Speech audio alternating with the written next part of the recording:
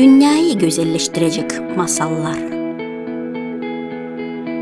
Suat Turgut'tan İyilik Ağacı Masalları.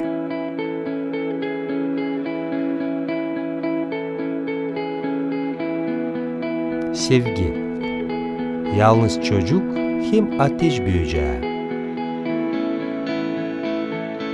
Bir varmış, bir yokmuş. Milyardan yıllar gelip geçmiş. Galaktika olmuş.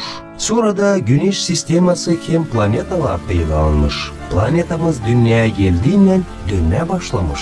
Döndükçe de türlü olaylar geçirmiş. Ateş dağları patlamış, atmosfera kurulmuş. Ama ilkin bayırlar, taşlar olmuş.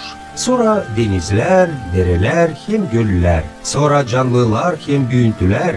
Daha sonra hayvanlar. Sonra da insanlar var olmuş. Bu varlıklar gitgide hep zedelenmiş. Yeryüzüne dağılmış. Her biri kendi yerindeymiş. Her biri kendi güzelliğine mayıl edermiş. İnsanlar bu güzel dünyada güzel devletler kurmuşlar. Date, bu güzel dünyamızın güzel bir devletinde iki bayırın arasında güzeller güzelliği bir kasaba vardı. Kent kasabası. Onun orta yerinde şırıl şırıl bir dere akardı. Derenin boyunda renkli boncuklar gibi dizili ağaçtan, taştan, çamurdan yapılı evler vardı. Bu evlerin birisinde kıvırcık saçlı, iyi yürekli bir çocuk yaşardı. Ama o kendisini yalnız duyardı. Kendimi yalnız duyuyorum. Bu yalnızlık duygusunun beterine o başkalarından bağlantıları da kurmazdı. Dilde lafçı, oyunlara da pek katılmazdı. Her biri ona yalnız çocuk demeye başlamıştı. Her biri ona yalnız çocuk deyince o da kendisini yalnız saymaya başlamış. Ker Halis adını da unutmuş. Bu kadar büyük güzelliğin arasında kendini yalnız duymak. Kendimi niçin yalnız duyuyorum? Yalnız çocuk bayırları pek severdi. Bayırların tepesine çıkıp gök altında serbestlikte uçan kartalları seyrederdi. Kimer kere güzel derenin kenarında gezinip dinlenirdi. İnsanlar dereyi kirletmezdiler. Onun suları pampaktı. Bir gün o meraklandı da istedi öğrenmeye nereden dere akma başlar. Çok vakit derenin boyundan onun sızmak yerine doğru yürüdü. Vakit tez geçti. Birden karanlık oldu. Gökte ay yoktu. Sadece yıldızlar yalnız çocuğun yolunu biraz aydınladardı. O karanlıktan korkmazdı. Hem de niyetinden atılma istemezdi. Yalnız çocuk isterdi mutlaka bulma o yeri nereden dere akma başlar. Birdenbire yerinde kaldı. Nasıl güzel bu şapkacağız. Daha ileri böyle renkli şapkacağız yoktur gördüm. Ne yeşil, ne beyaz, ne mavi. Göz kamaştıran güzellik. Sansın yeşil yalıncık. Acaba gördüm gerçek mi? Olsa bu bir düş mü? Sevgili şapk, sen pek güzelsin. Görünür sadece şapkacağız ama o laf edemir. O ben şapk ederim. Ben varsam o var, ben yoksam o da yok. Sen kimsin? Bana ateş böceği derler. Gece yıldızlar gökleri, bense yeryüzünü donatırım. Beyitçiler şapkımın güzelliği için şiir yazarlar. Resimciler şapkımın rengine benzeyen rengi bulmaya savaşırlar. Şimdi de sen kendin tanıt. Sen kimsin? Kimim ben Halis'den? Kendimi nasıl anladayım? Ben kimim? Benim senin gibi güzel özelliklerim yok. Bana yalnız çocuk derler. Adımı da unuttum. Bak, ateş böceği. Senin şapkacağızını pek beğendim. Seni evime götüreceğim. Yalnız çocuk, yapma bunu.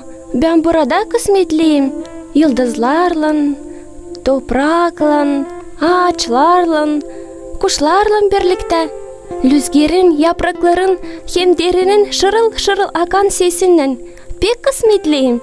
Yalvarıyorum, beni buradan ayırma, bu fikrinden vazgeç. Sisle beni ateş böceği. Benim senin şapkacağızlığın gibi güzel bir şeyim yok. Meraklı olaylarım da yok. Kendimi o kadar yalnız duyuyorum. Senin şapkacağızın bana pek lazım. Anlayamırsın mı? Yalnız çocuk kararını aldı. Ateş böceği yoktu, ne yapsın? Ama o ta bir sıra yalnız çocuğa bu niyetinden atılsın yalvardı. Seven sevdiğini kapana kapamaz yalnız çocuk. O sevdiğini düşünür. Onun iyiliğini ister. Sadece bu soy sevgi olsun var nasıl. Başka bir şey anlatma istemiyorum. Seni evime götüreceğim. Yalnız çocuğu anlamardı ateş böceğini. Ne söylerse söylesin anlamayıcıydı da.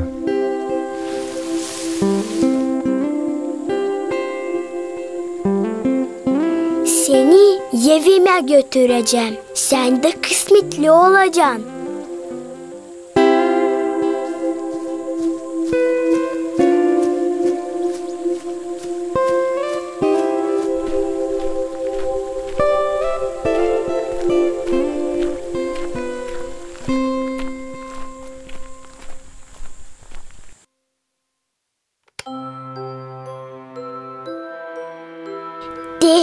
Evimize geldik. Şimdi senin yerini hazırlayacağım.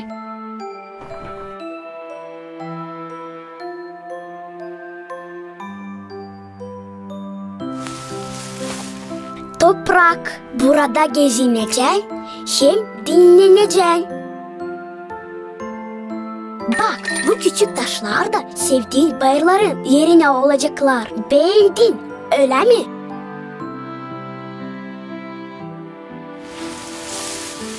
Bunlar da pek beğendiğin ağaçlar yerine olsun. İçerimde rüzgar yok. Bu yapraklar müzik sesini çıkaramayacaklar. Ama ben sana kimer kere türkü çalacağım. Sadece küsülü olma. Bu da bir küçücük derecik sana değilim. Bak, bu dere şırıl şırıl akmıyor. Ama sen geçmiş günleri aklına getirdikçe o sesleri işitebilirsin. Canından duyabilirsin demek istedim.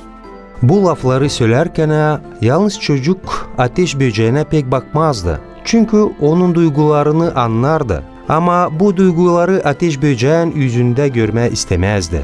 Bekim de bu üzere yüksek sesle laf ederdi. Aslından yalnız çocuk cana yakındı. Ama sevdiğinin serbestliğini yok ederken anlayamazdı. Hani bu takım onu sevdiği kaybeder. Şimdi şapkayı sündüreceğim ve senin o güzel şapkacığını seyrederek uyuklayacağım. Sen de buraya gelmene sevinirsin. Hem kısmetlisin, öyle mi? Ben seni buraya getirdim demek istedim. Ateş böceği yalnız çocuğa hiç cevap vermedi. Yalnız çocuğa ne söylerse söylesin hiç anlamardı. Yalnız çocuk ateş böceğin şapkını seyretmeye başladı. Şişe aşırı bu şapkacağız ne kadar güzel. Artık benim de bir şapkacığım var.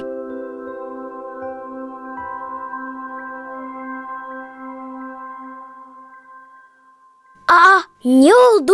Şapkın niçin donuk oldu? Ben bu koşullarda yaşayamayacağım yalnız çocuk. Senin bencil istediklerin beterine kaybedeceğim. Hiç mi anlamıyorsun?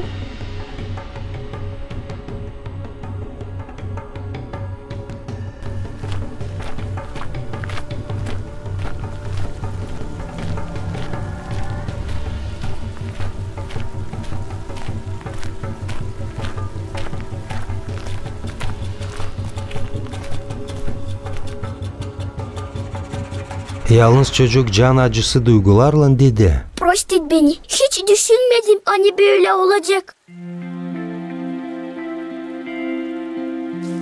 Yalnız çocuk. Seni severim. Ben de seni. Yalnız çocuk. Sen kendi şapkacığını lazım bulasın. Ama ben kendi şapkacığımı nasıl bulabilirim? Gözlerle onu yok nasıl görmeye yalnız çocuk. O şapka gözlerle değil ama aklınla hem canınla görmeye var nasıl. O şapka başka yerlerde değil. sadece kendin hem kendi içinde bulabilirsin. İnsan kendi şafkını bulamadan başka bir şafk ne kadar pahalı olduğunu anlayamayacak. Ateş Böceğin şafkı gibi lafları da manayla doluydu. O kıpımda yalnız çocuk May bir şey anlamadı ama soruş da vermedi. Yalnız çocuk, seni hiç unutmayacağım. Çünkü sen benim dostumsun. Her zaman canımda olacaksın. Kimer kere benimle buluşmaya gel. Yalvarırım.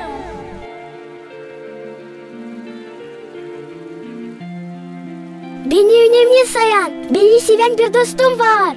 O zaman niçin ben kendi kendimi yalnız sayıyorum? Öyle, benim bir dostum var. Yalnız değilim artık. Hey, ben de seni unutmayacağım. Çünkü sen de benim dostumsun. Seninle buluşmaya geleceğim. Seni severim Ateş Böceği.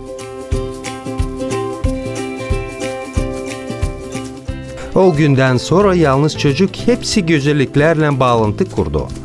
Çiçeklerin güzelliğine mayıl oldu. Yıldızların serinleşti. Gökyüzü sizinle daha güzel. Bulutların resimlerini seyretti. Sevgili bulutlar, en güzel resimleri siz yaparsınız. Yağmurlarla dolaya bereket verirsiniz. En güzelsiniz dostlarım. Sevgili Kartal, sen serbestliğin türküsüsün. İyi insanlarla selamleşti. Zamanınız hayırlı olsun. Senin de. Yalnız çocuk gördüğü her bir güzelle canından gelen sevgiyi gösterirdi. Her biri de onu sevgiyle karşılardı. Dostların hem tanıdıkların sayısı ziyadelendi.